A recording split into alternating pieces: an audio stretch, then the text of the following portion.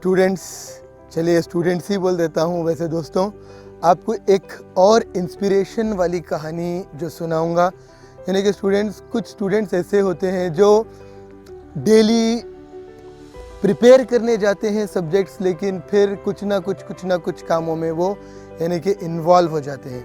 वैसे बच्चों, आपको एक बात बता दूं, शायद आपकी नॉलेज में है या नहीं। चींटियां जो होती है, जो एंट होती है, आपको पता है उनकी एवरेज लाइफ क्या होती है?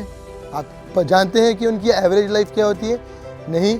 तो बच्चों, जान लीजिए कि एक चींटी की जो एवरेज लाइफ होती है, जिसको आप चलने फिरने में बस दबा देते हैं, तो आप जानते भी नहीं आपके पैरों के नीचे कई चींटियां दब के मर गई। तो उस चींटी की जो एज होती है, यानी कि उसका जो लाइफ स्पैन होता है, वो हार्डली 60 डेज का होता है बच्चों। 60 मंथ्स नहीं, 60 ईयर्स नहीं, 60 डेज का। एक चींटी, एक एंट 60 डेज तक ही जिंदा रह सकती है और उसके बाद उसकी लाइफ ख़त्म हो जाती है। तो ये 60 डेज बच्चों, चींटी हमको हमारे सारे इंसानियत को एक छोटा सा लेसन सिखाती है कि नेवर गिव अप। वो 60 डेज जब तक वो ज़िंदा रहती तब तक वो काम करते।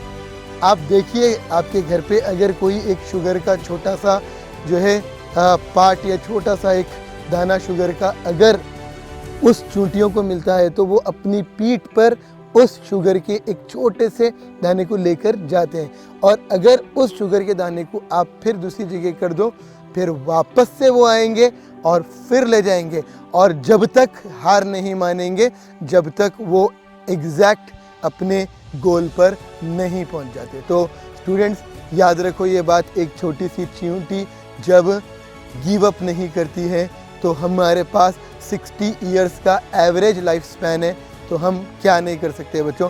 याद रखो बच्चों, गरीब पैदा होना गुनाह नहीं है, गरीब पैदा होना कोई ख़राब बात नहीं, लेकिन गरीब मरना यकीनन ख़राब बात है, क्योंकि आपके पास पावर ऑफ सबकॉन्शियस माइंड था, पावर ऑफ माइंड था, लेकिन आप उसको यूटिलाइज ही नहीं करें और अपने माइंड से, अपनी लाइफ से कोई फ़ायदा उठाए नहीं। तो बच्चों, ये एक लेसन था जो एंट के ऊपर मैं बोला, जो चींटियों पे बोला।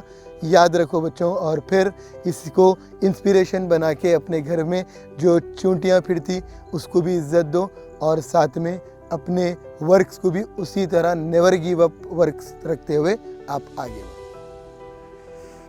Come on ball.